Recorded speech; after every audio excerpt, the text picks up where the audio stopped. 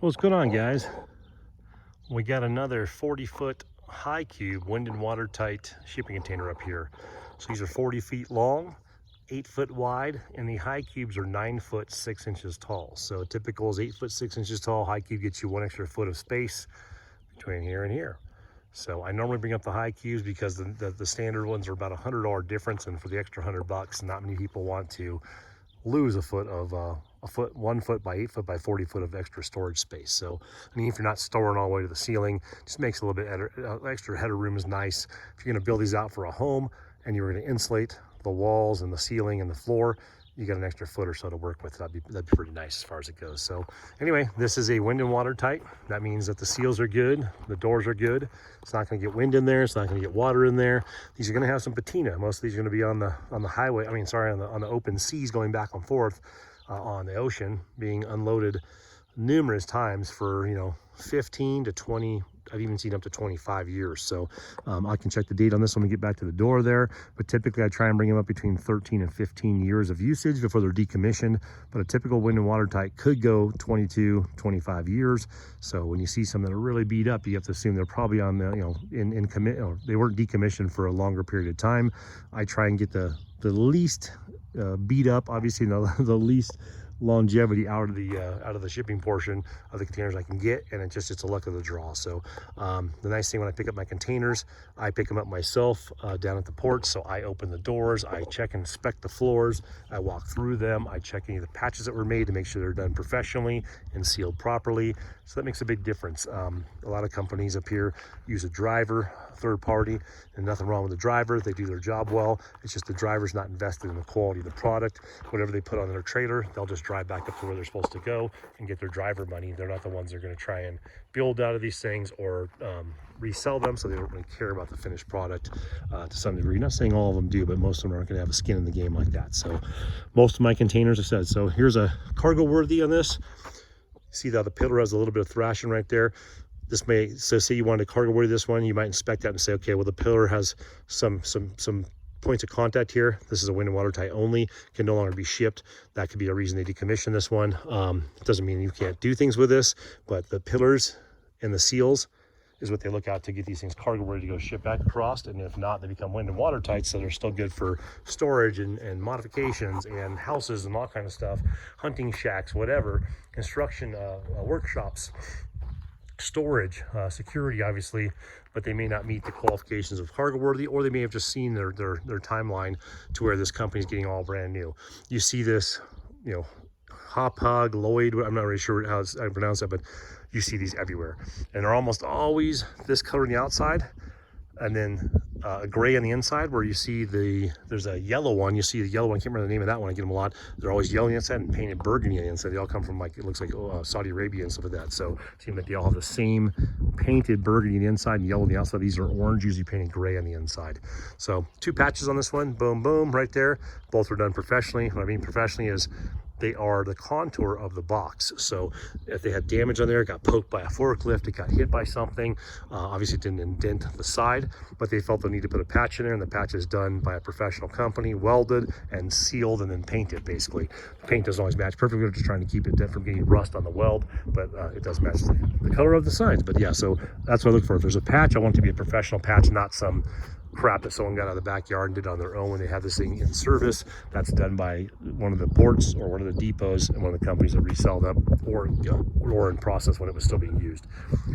9 foot 6 inches tall, as we're talking about. So there's a high cube, and it does make a huge difference. Like I said, there's only about $100 difference in cost, so it's really not super effective to go and buy the standard 8.5 foot tall when you can get the 9.5 foot tall for $100 difference. A huge difference on the space. I use these for my workshop.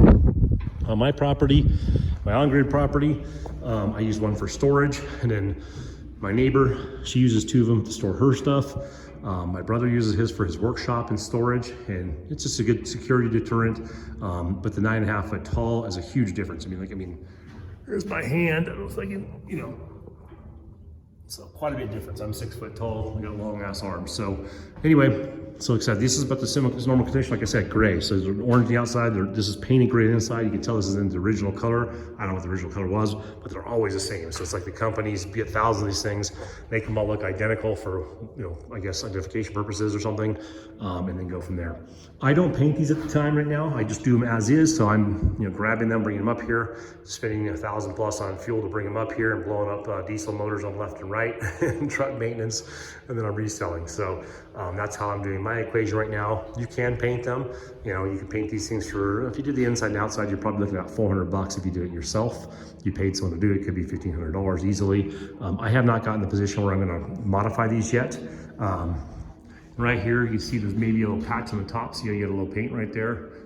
There's a patch in the corner right here. You can see a little bit of paint right there. So those are nice to see that they're professionally done patches on these things and not done by, like I said, the consumer. So floors always have this metal strip in the back on a 40 foot and everything else is wood. I think it's 1 7/8 inch, treated, waterproofed wood on the bottom.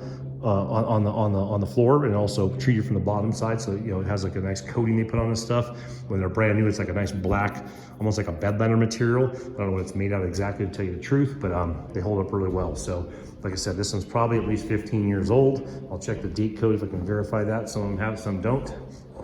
And there's those patches from the inside. So the patches we saw on the outside, those are those two. But like I said, it's from a piece of container, because these shops and these outlets, these depots and these ports replace those chunks of those things all the time. They're not gonna take one out of commission for 2 holes like that. They're gonna patch it up, seal it up with the actual material, and then clean it up. I mean, not all welds are the same. Not all these guys are master welders, so some are prettier than the others, but for a big 40 foot by 9.5 foot by 8 foot wide container, 2 patches there, 2 on the roof is not bad over the course of time. Like I said, it seems probably at least 15 years old. What I check for is just that these seals are solid around here. You can replace these seals, you can buy new ones, you can buy lock boxes. You get a little patina like this in the rust, but I wanna make sure they're still making a solid seal here, so it's still truly wind and watertight. Sometimes they'll redo the hinges over the course of its lifetime. Just make sure if they did redo the hinges that it still has a nice smooth roll to it. It's not like getting a little hitch in the giddy up there. It closes nice and tight. Sometimes you get these cleats might be damaged up here. So you get a little bump right there, but it still seals, so that they wash them where I'm at when I go pick them up, and you can see if there's any water that came in there. So we still get a nice seal on there. The seal is not all rusted out either. Sometimes you get wind and watertight or as is, where this whole thing is just rust. So that's the advantage when I go pick up my own containers. If I open this thing up and they say it's wind and watertight and the rust is falling off and it's in flakes, I mean, granted, there's a little bit of patina edge on there, but if it's coming off in chunks, like it's like got cancer, like you'd have on a old hot rod or something like that, I can deny that container and not bring it up here. If I wouldn't put it on my own property, I'm not going to try and sell it to a consumer or advise it to a friend of mine or my brother or something like that. I'm going to make sure it's something I would be happy to put on my property and be comfortable with as far as the quality. So let's see. Yeah, this one's about 18 years old, so from the stamp code on there. So like I said, so hinges, you can see someone's gone through these hinges at one time, maybe replaced them, maybe just cleaned them up because they were building up a little surface rust. So Corten steel only, so this is what that steel is called that they use on the walls in here. So they want you to use Corten steel only. That's what you get advantage of. If a company does it at the ports or at a depot, they're going to use the proper material because they have extra of that material because they do so many of these. So anyway, if you have any questions, give me a holler. We operate out of Apache County. Most of you guys do know who I am from the YouTube channel as far as it goes. Our off-grid channel, we also have a van channel, Adventure Ready Van Life. I also have a shipping container channel called Max Transport. I haven't done a lot on that channel. I'm just busy. I got a lot of things going on. I've always overextend myself. This is how life goes. But if you're interested in these containers, we bring the 40-foot high cubes up here, and we bring the 20-foot standards up here, and they're both wind and watertight condition. I can bring the other styles up, like the one trips or cargo worthy. I can tell you cargo worthy to wind and watertight, there's not much difference. You're paying about $600 more per can for the cargo worthy over the wind and watertight, and technically, other than maybe a couple bumps on that pillar, this would probably qualify as a cargo worthy. So you're really not getting a premium product for an extra $600. The wind and watertight, if you're just picking the good ones like I do, or the best ones I can, you're getting decent product, and the cargo worthy isn't usually a better bang for the buck. However, you want to go one trip, yeah, they're phenomenally nice. They're brand new. They have brand new paint. They've been used one time. Sometimes the floors are covered with a cardboard material, so it's not even touched by a damn human. They're unbelievably clean. You can look like a doctor's office, but but you're talking about a significant jump in pricing. So as of right now, in Apache County, within 50-mile radius of Concho Lake, we are doing these right here for roughly that 5,500 range. So a 40-foot wind and watertight high cube for roughly 5,500 within a 50-mile radius of Concho Lake. That's including delivery. We never charge any extra for an off-road delivery. It's just it's assumed up here we all live off-road for the most part, so we're not going to go gouge you some secret fees like a lot of the other companies do. We're also local out of Apache County. We're owner-operator. That's me. You'll see me or my boys there. I don't have third-party drivers.